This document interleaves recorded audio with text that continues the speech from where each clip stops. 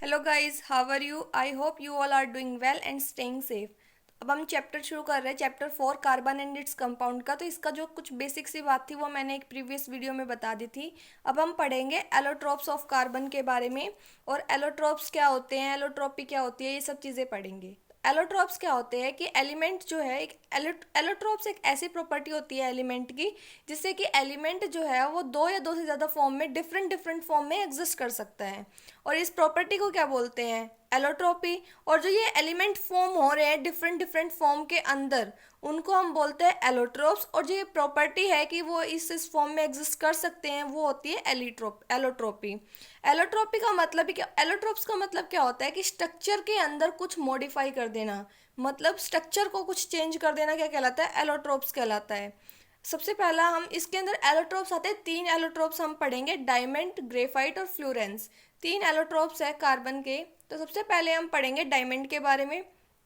Diamond जो है वो कार्बन से बना होता है मेनली। और डायमंड के क्रिस्टल्स जो होते हैं वो चार कोवेलेंटली बॉन्डेड एटम से मतलब जो कार्बन एटम है वो कोवेलेंटली बॉन्डेड है चार अदर कार्बन एटम से। और जो डायमंड है उसका नेचर बताया गया है कि ये रिजिड नेचर का होता है, और इसकी जो स्ट्रक्चर होती है वो 3D स्ट्रक्चर होती है। एलोट्रोप्स ऑफ कार्बन के अंदर डायमंड की जो स्ट्रक्चर है वो कैसी है? 3D है। तो अब इसके बारे में कुछ पढ़ेंगे, उसकी प्रॉपर्टी पढ़ेंगे कि डायमंड है उसका कैसा नेचर है, किस टाइप से बिहेव करता है, क्या चीज़ें, सब पढ़ेंगे। तो सबसे पहले डायमंड। डायमंड जो है वो रिजिड है, 3 डायमेंशनल है और हार्डेस्ट है। तो क्वेश्चन ये भी पूछा जा सकता है कि हार्डेस्ट नेचुरली अकरिंग सब्सटेंस क्या है? तो हार्डेस्ट नेचुरली अकरिंग सब्सटेंस जो है वो है डायमंड। डायमंड का जो यूज़ है वो कहाँ किया जाता है? ग्लास कटर वगैरह में यूज़ किया जाता है। बोर्स और फॉर ड्रिलिंग रॉक्स, और जो बोर्स वगैरह होती है चट्टानों के अंदर ड्रिल करने के लिए, इन सब चीज़ों में भी डायमंड का यूज़ किया जाता है। तो सबसे पहले एक तो हमने नेचर पढ़ा डायमंड का, कि डायमंड का नेचर रिजिड होता है, स्ट्रक्चर 3D होती है।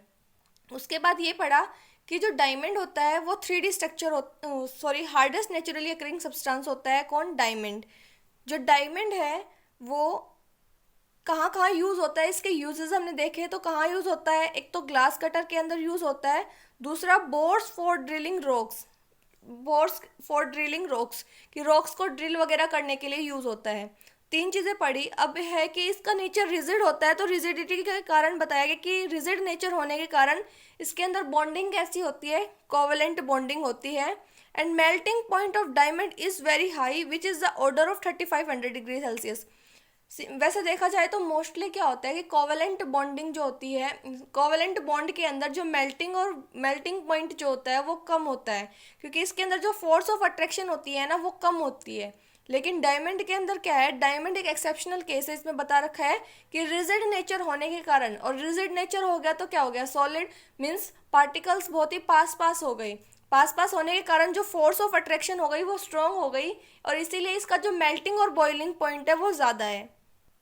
डायमंड जो है वो नॉन कंडक्टर होता है इलेक्ट्रिसिटी का। अब देखो, नॉन कंडक्टर क्या होता है? जो इलेक्ट्रिसिटी को कंडक्ट ना करे वो नॉन कंडक्टर होता है। क्योंकि नॉन कंडक्टर क्यों है? इलेक्ट्रिसिटी को कंडक्ट क्यों नहीं करता? क्योंकि कोवेलेंट बॉन्ड होता है, कोवेलेंट बॉन्ड के अंदर आयंस नहीं होते, और आयंस नहीं होते तो इलेक्ट्रिसिटी को कंडक्ट नहीं कर पाता। इसलिए डायमंड जो है वो नॉन कंडक्टर है इलेक्ट्रिसिटी का, बिकॉज जो चार वैलेंस इलेक्ट्रॉन है ईच कार्बन एटम के are involve in covalent bond formation, covalent bond के फॉर्मेशन के अंदर इन्वॉल्व हो जाते हैं। लेकिन आयनिक बॉन्ड होता है ना, तो उसमें आयंस फ्री होते हैं, इसलिए वो इलेक्ट्रिसिटी को कंडक्ट कर लेते हैं। कोवेलेंट बॉन्ड के अंदर ऐसा नहीं है। कार्बन जो है, कार्बन के अंदर मेनली चार कार्बन एटम होते हैं, क्योंकि कार्बन के जो वैलेंस सेल के अंदर है वो चार वैलेंस सेल के अंदर चार इलेक्ट्रॉन होते हैं, और चारों के चारों ही बॉन्ड फॉर्मेशन के अंदर चले जाते हैं। तो इसके अंदर कोई इलेक्ट्रॉन फ्री है ही नहीं, तो कंडक्टिंग कैसे होगी? और आयंस अगर फ्री नहीं है तो इलेक्ट्रॉन उसने इलेक्ट्रिसिटी को कंडक्ट नहीं किया। इसलिए डायमंड का नेचर बताया गया है कि डायमंड जो है वो नॉन कंडक्टर है इलेक्ट्रिसिटी का। अब इसके बाद है ग्रेफाइट। ग्रेफाइट क्या होता है? Each carbon atom is bonded covalently to 3 other carbon atom in the same plane giving hexagonal layered structure. कि ग्रेफाइट के अंदर क्या होता है कि एक कार्बन एटम है वो covalently 3 carbon other atom, mean जैसे स्ट्रक्चर में दिखाया गया है कि 3 कार्बन एटम जो है उससे कोवेलेंटली अटैच है एक कार्बन एटम, और वो स्ट्रक्चर कैसे बना रहा है? हेक्सागोनल स्ट्रक्चर बना रहा है। तो ग्रेफाइट की स्ट्रक्चर कैसी हो गई, हेक्सागोनल स्ट्रक्चर हो गई, और उसकी स्ट्रक्चर थी डायमंड की, वो थी 3D। तो ग्रेफाइट की स्ट्रक्चर है वो हेक्सागोनल हो गई, और एक कार्बन एटम जो 3 अदर कार्बन एटम है उससे कोवेलेंटली बॉन्डेड है। अब इसमें लिखा है वीक वंडरवॉल फोर्सेस। तो देखो कोवेलेंट बॉन्ड है तो फोर्स तो वीक हो गई, सबके अंदर ही वंडरवॉल फोर्स जो होता है वो वीक होता है, लेकिन डायमंड के अंदर ऐसा नहीं था, क्योंकि डायमंड के अंदर जो फोर्स ऑफ अट्रैक्शन थी वो ज़्यादा थी, क्योंकि जो डायमंड का नेचर था वो रिजिड था। इसीलिए इसके अंदर क्या होता है, कार्बन के पास 4 वैलेंस सेल के अंदर इलेक्ट्रॉन होते हैं, इसके अंदर 3 कार्बन एटम ही अटैच है हेक्सागोनल लेयर बनाने के लिए। इसके अंदर क्या है कि 3 कार्बन एटम जो है वो सेम प्लेन के अंदर है, तो 3 कार्बन एटम से एक कार्बन एटम अटैच है, तो इसके अंदर एक कार्बन जो हो गया वो क्या हो गया, फ्री हो गया, मतलब जो एक इलेक्ट्रॉन फ्री हो गया, तो जो 4th इलेक्ट्रॉन है कार्बन का वो क्या होता है, फ्री होता है। और लेयर स्ट्रक्चर होने की वजह से comparatively soft substance, due to a layered sheet structure graphite comparatively soft nature का होता है।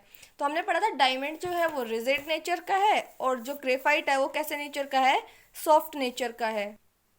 और जो ग्रेफाइट है उसके अंदर weak van der Waals force of attraction होती है, और दूसरा क्या होता है, सॉफ्ट नेचर का होता है। इसीलिए इसको यूज़ किया जाता है ल्यूब्रिकेंट के अंदर फॉर मशीन पार्ट्स, मशीन के अंदर मशीन पार्ट्स की तरह एक यूज़ किया जाता है। ग्रेफाइट का मेनली यूज़ हम पेंसिल के अंदर भी करते हैं, जो लेड जो पेंसिल आती है ना उसके अंदर जो होता है वो ग्रेफाइट ही होता है, ग्रेफाइट ही होता है, ब्लैक कलर का जो अंदर होता है। Due to presence of free और मोबाइल इलेक्ट्रॉन, कि देखो अब इसके पास क्या है कि एक इलेक्ट्रॉन फ्री है, और इलेक्ट्रॉन फ्री होने की वजह से ये जो है कंडक्टर है, गुड कंडक्टर है इलेक्ट्रिसिटी का, क्योंकि इसके पास एक इलेक्ट्रॉन फ्री रह गया, 3 इलेक्ट्रॉन ने पार्टिसिपेट किया और एक इलेक्ट्रॉन फ्री होने की वजह से इसका नेचर कैसा हो गया, ये गुड कंडक्टर हो गया इलेक्ट्रिसिटी का। ग्रेफाइट जो है वो सॉफ्ट होता है और ब्लैक इन कलर होता है, और मेनली कहाँ कहाँ यूज़ किया जाता है, मेकिंग पेंसिल लीड्स, कि पेंसिल की लीड बनाने के लिए इसका यूज़ किया जाता है। तो ग्रेफाइट के बारे में हमने पढ़ा था कि ग्रेफाइट का नेचर पढ़ा कि सॉफ्ट नेचर होता है, हेक्सागोनल लेयर्ड स्ट्रक्चर बनाता है, सॉफ्ट नेचर होने की वजह से और van der Waals force of attraction weak होने की वजह से as a lubricant for machine parts के लिए यूज़ भी होता है, और फ्री इलेक्ट्रॉन होने की वजह से ये इलेक्ट्रिसिटी को क्या कर लेता है, कंडक्ट कर लेता है, और पेंसिल की लिड बनाने में भी काम आता है। नेक्स्ट है हमारे पास फ्लोरेंस। फ्लोरेंस क्या होता है, इसका पूरा नाम है बकमिंस्टर फ्लोरेंस और simply Florence form another class of carbon allotropes. ये दूसरी फॉर्म है किसकी, कार्बन एलोट्रोप्स की ही फॉर्म है ये भी, क्योंकि मैंने बताया था एलोट्रोप्स के हम 3 फॉर्म पढ़ेंगे, एक डायमंड, एक ग्रेफाइट और तीसरा है हमारे पास फ्लोरेंस। तो इसका पूरा नाम है बकमिंस्टर फ्लोरेंस, और इसको शॉर्ट में बोलते हैं Florence. The first one to be identified was C60, कि जो पहला था बकमिंस्टर फ्लोरेंस जो आइडेंटिफाई हुआ वो कौन सा था, C60 मतलब कार्बन 60, और ये प्रिपेयर्ड हुआ था 1985 के अंदर by Richard Smalley, Robert Curl, Sean O'Brien and Harold Kroto of Rice University. जितने भी ये साइंटिस्ट के नाम हैं और यूनिवर्सिटी का नाम दे रखा है, इन सब लोगों ने मिलकर बकमिंस्टर फ्लोरेंस मतलब कार्बन 60 को बनाया था 1985 के अंदर। इसकी जो शेप होती है वो फुटबॉल शेप होती है, 60 कार्बन थे इसके अंदर, atom are linked in interlocking of hexagonal and pentagonal. मतलब देखो उसके अंदर तो हमने पढ़ा था कि 3D शेप थी, और अगले के अंदर हमने पढ़ा था हेक्सागोनल स्ट्रक्चर थी, और बकमिंस्टर फ्लोरेंस का जो स्ट्रक्चर होती है वो फुटबॉल की शेप होती है, लेकिन इसके अंदर किस टाइप की स्ट्रक्चर इन्वॉल्व होती है, हेक्सागोनल और पेंटागोनल रिंग्स इन्वॉल्व होती है इसके अंदर, फ्लोरेंस के अंदर। Since the structure looks like the gorgeous domes, और ये जो स्ट्रक्चर है किसकी तरह दिखता है, डोम की तरह दिखता है।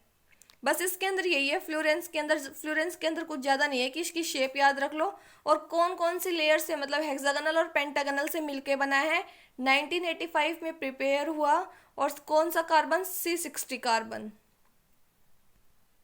अब हम इतनी देर से पढ़ रहे हैं कोवेलेंट बॉन्डिंग, कोवेलेंट बॉन्डिंग। तो कोवेलेंट बॉन्डिंग क्या होती है, कोवेलेंट बॉन्डिंग जो होती है वो मेनली शेयरिंग से होती है, और हमने पढ़ा है 2 पढ़े हैं हमने 2 टाइप की बॉन्डिंग